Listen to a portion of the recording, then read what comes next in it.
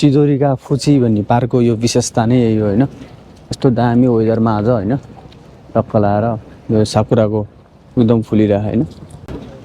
यस्तो दामी भ्यू छ, टक्क बोटिङ पनि गरिरह, मान्छेहरू आनन्दले घुइँचो छ। त्यति धेरै भिड चाहिँ छैन मान्छेहरू होइन, जे भए पनि तर राम्रै भिड छ।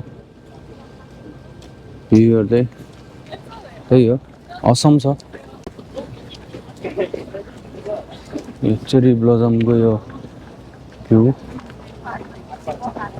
चाहिँ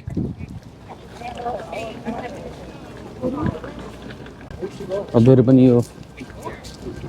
यो पार्कहरू यसो हेर्न घुम्न मन लाग्यो भने होइन आउँदा हुन्छ। यो चिदोरीका फुची भन्ने पार्क होइन, यहाँ चाहिँ साकुरा हेर्नको लागि, बोटिङ गर्नको लागि चाहिँ यो टोकियोमा चाहिँ one of the perfect destination place हो। त्यही भएर आएर यहाँ इन्जोय गर्न सक्नुहुन्छ होइन, साथीभाइहरूसँग आएर।